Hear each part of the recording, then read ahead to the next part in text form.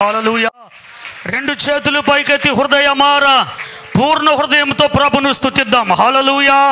మా నుండి ఒక సైనికుడు, మా నుండి ఒక సేవకుడు ప్రభువాని పరిచర్యకు వస్తున్నాడు అని చెప్పి మనందరం కూడా హృదయమారా దేవుని స్తుతిద్దాం. హల్లెలూయా.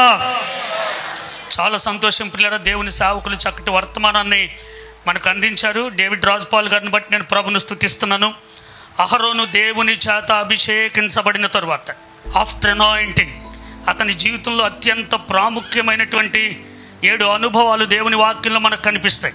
ఆఫ్టర్ అనాయింటింగ్, అభిషేకమైన తరువాత మనందరం కూడా గుర్తుపెట్టుకుందాం. అభిషేకమైన తరువాత, అభిషేకం తరువాత అహరోను జీవితంలో 7 అనుభవాలు కనిపిస్తాయి. యాజకుని జీవితంలో 7 అనుభవాలు కనిపిస్తాయి.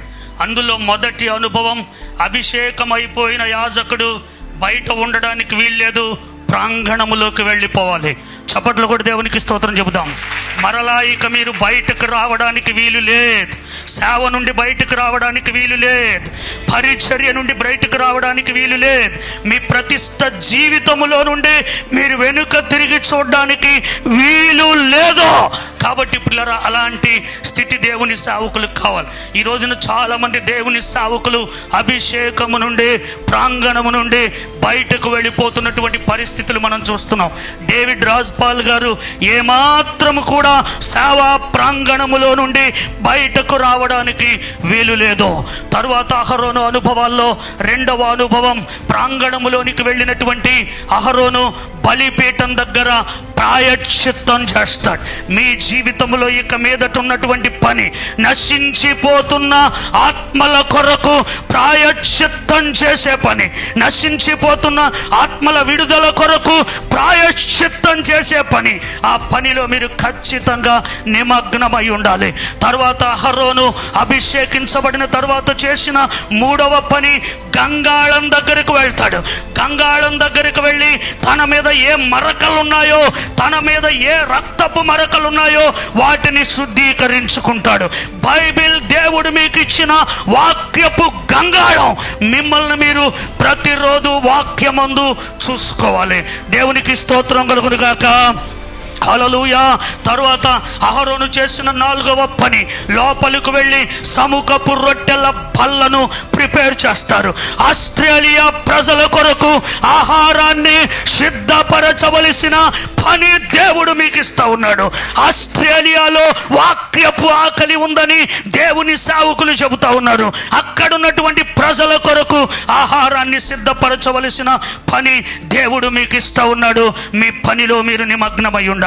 తరువాత అభిషేకించబడిన అహరోను ఆ సముఖపు రొట్టెల బల్ల దగ్గర నుంచి దీప వృక్షము దగ్గరికి వెళ్ళి దీపాలను వెలిగిస్తాడు. దీపాలను వెలిగిస్తాడు. మిమ్మల్ని బట్టి ఎన్నో కుటుంబ దీపములు వెలిగించబడాలి. మిమ్మల్ని బట్టి ఎన్నో జీవిత దీపములు వెలిగించబడాలి. మిమ్మల్ని బట్టి అనేకమైనటువంటి మెస్సియా వర్షిప్ సెంటర్స్ అనేటువంటి దీపములు వెలిగించబడాలి. దేవుడు మీకు ఇచ్చిన పని.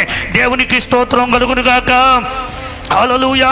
తరువాత అహరోను వేసిన మరొక అడుగు, అభిషేకించబడిన తరువాత అహరోను చేసిన మరొక పని, అక్కడ నుండి ధూప వేదిక దగ్గరికి వెళ్తాడు. దేవుని సన్నిధిలో ధూపాన్ని వేసుకుంటాడు. ప్రభు చేసిన ప్రతి అద్భుతాన్ని బట్టి, ప్రభు చేసిన ప్రతి కార్యాన్ని బట్టి దేవుని సన్నిధిలో కృతజ్ఞతతో కూడినటువంటి ధూపాన్ని మీరు వేస్తూ ఉండాలి. థ్యాంక్స్ గివింగ్ మెంటాలిటీ, ఏమంటే కృతజ్ఞతతో నిండిన గొప్ప అభిషేకాన్ని మీరు కలిగి ఉండాలి. నిరంతరం ప్రభుకు స్తోత్రం చెప్పుకోగలగాలి. చప్పట్లు కొట్టి దేవునికి స్తోత్రం చెబుదాం. హల్లెలూయా. ఆ తరువాత భక్తుడైనటువంటి అహరోను కరుణాపీఠం దగ్గరికి వెళ్తాడు. మందసం దగ్గరికి వెళ్తాడు. అతి పరిశుద్ధ స్థలములోనికి వెళ్తాడు. అతి పరిశుద్ధ స్థలములోనికి వెళ్తాడు. అలాంటి ఉన్నతమైనటువంటి అతి పరిశుద్ధమైన అనుభవములలోనికి, అతి పరిశుద్ధమైన పరిచర్యలలోనికి, ఆ తరువాత మీ వెనకున్న యాజకులకు త్రోవ చూపగలిగిన పరిపూర్ణతలోనికి మీరు వెళ్ళాలి. పరిపూర్ణతలోనికి వెళ్ళాలి. అభిషేకం మిమ్మల్ని ఆ రీతిగా నడిపించబడాలి.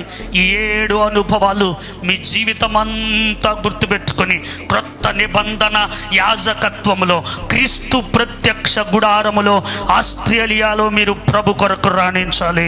అలాంటి కార్యాన్ని ప్రభు మీ జీవితంలో జరిగించునుగాక. ఆమేన్.